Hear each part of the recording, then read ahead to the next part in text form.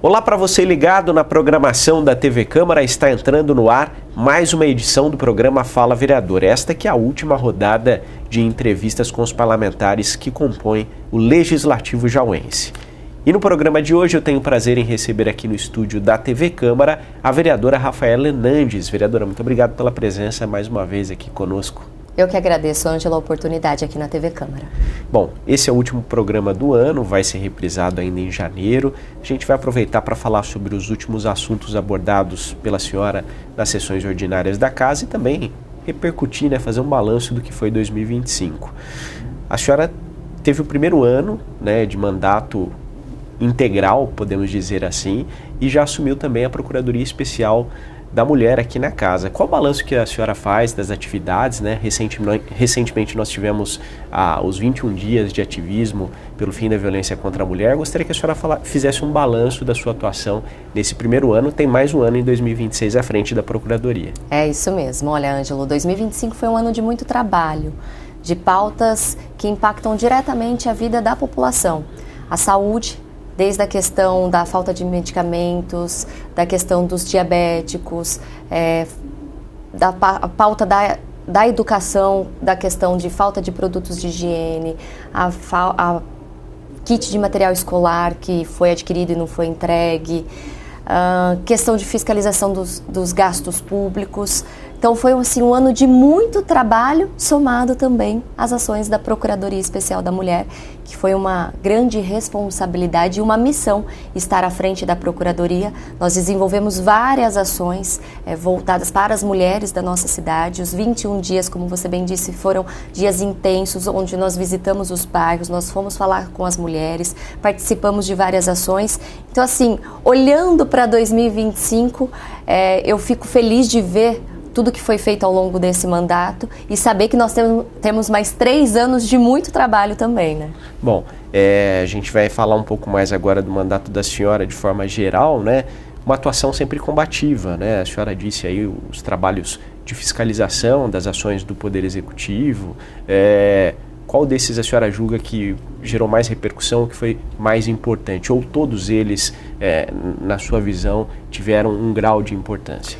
Todos têm, o seu grau de importância para quem diretamente é afetado, atingido por aquela situação. No caso dos diabéticos, por exemplo, a falta das fitinhas, a falta dos insumos, quando a gente consegue resolver, os pacientes diabéticos têm acesso aos medicamentos, às fitinhas de glicemia. Agora, falando da questão do kit de material escolar, quando nós visitamos a Secretaria de Educação, quando nós pedimos para fiscalizar, fomos barrados, a população também quer saber o porquê, de não deixar fiscalizar, o que está acontecendo de errado. E aí a gente vem acompanhando ao longo do ano de que o município adquiriu o material, chegou no final do ano e no ano letivo de 2025 os alunos não receberam o kit.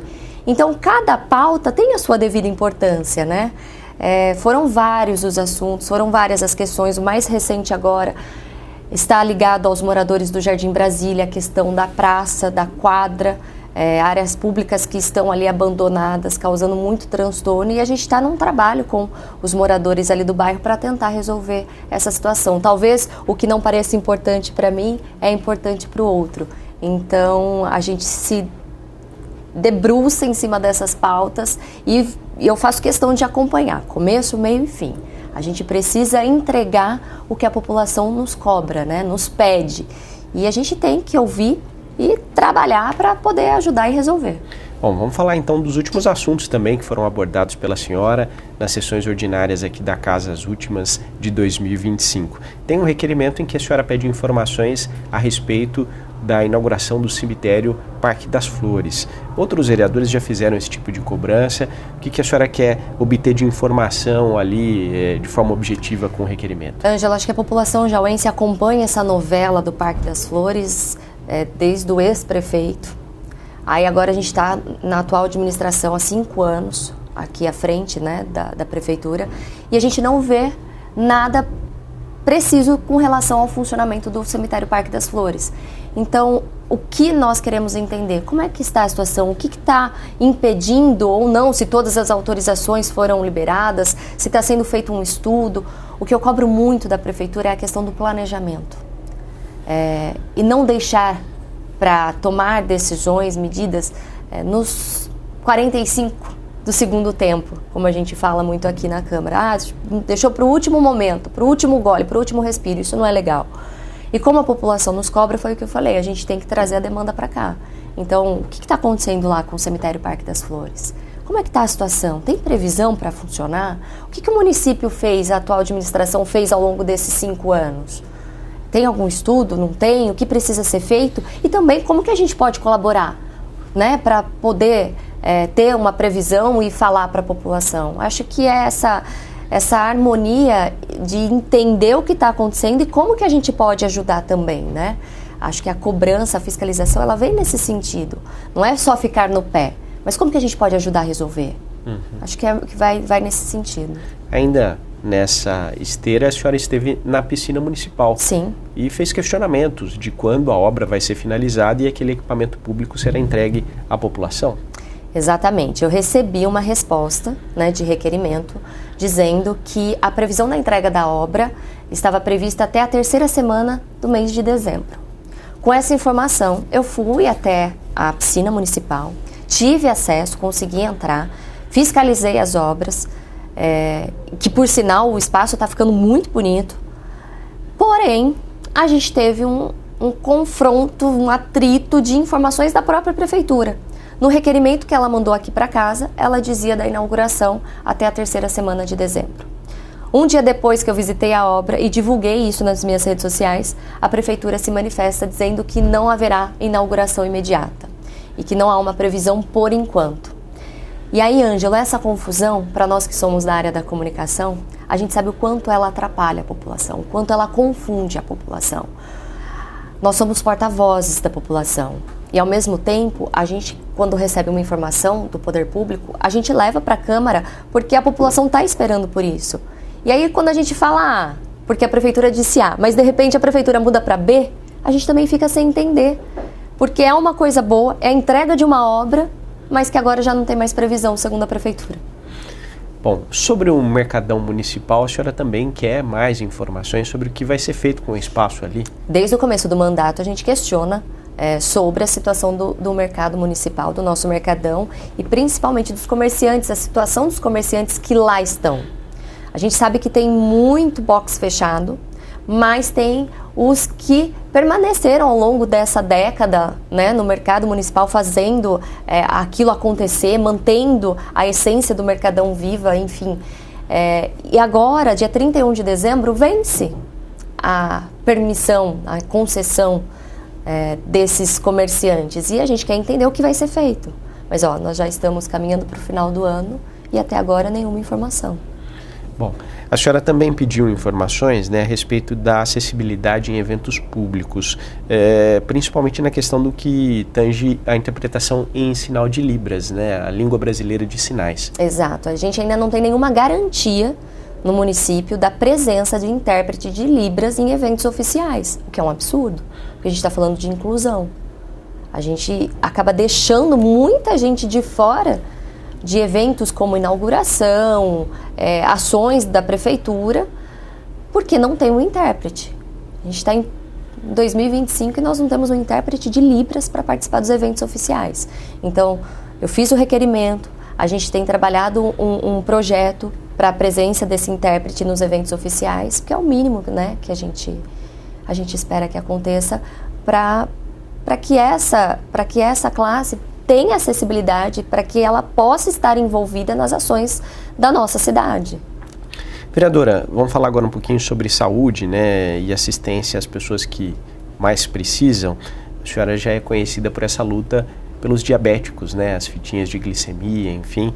E a senhora questionou o item bebê glicemia dose certa, presente em convênios estaduais. Do que se trata esse tema aqui? Então, esse item, ele veio descrito na tabela de disponibilidade financeira que eu recebi através de um requerimento que eu fiz para a Secretaria de Finanças questionando o orçamento do município. O que nós temos em caixa, quais são as contas, como elas estão sendo acompanhadas e tudo mais. São inúmeras contas que nós temos na cidade e uma delas é essa, bebê, glicemia, dose certa. Ao que tudo indica, questão dos diabéticos. Como nós tivemos a falta de insumos, de medicamentos no começo deste ano, eu quero saber como o município está trabalhando e se planejando, considerando que nós temos um valor de um pouco mais de 9 milhões de reais nessa conta. Então, como é que o município está se organizando com essa conta específica? Como é que ele vai trabalhar esse valor? Aonde ele vai ser empregado? De que forma ele vai ser trabalhado aqui no município? Justamente para que não falte para os pacientes diabéticos, considerando que a gente tem uma conta de um pouco mais de 9 milhões de reais, descrito glicemia / dose certa, né? Então, vamos ver o que vem de resposta, o que o município fala com relação a essa conta e sobre esse valor.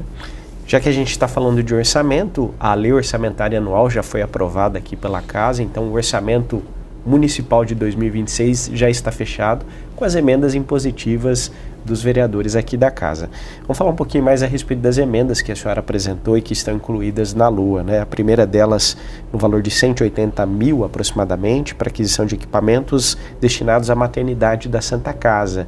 Essa é uma causa que a senhora dedica também parte do seu mandato. Sim, muito. As mães da nossa cidade, as mulheres aqui da nossa cidade, então eu tinha esse compromisso, eu tenho esse compromisso em encaminhar e direcionar para um setor da Santa Casa e aí o setor voltado para as mães aqui do município. 52 mil para o Gestar, né, que é o órgão, podemos dizer assim, o braço que faz o acompanhamento daquela gestação de risco, é isso? Exatamente, pelo município. E aí uma ação direta com a Secretaria de Saúde para atender e equipar o Gestar para essas mães de alto risco aqui do município, que fazem um acompanhamento, então valor destinado a 52 mil reais. Isso mesmo. Importante. 50 mil reais para manutenção das atividades hospitalares do Teresa Perlatti, que é uma outra entidade, um outro hospital que passa por um momento delicado já há algum tempo. Né, exatamente, e que precisa muito desse apoio.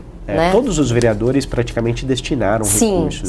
Sim. Muitos vereadores destinaram para o Hospital Teresa Perlatti.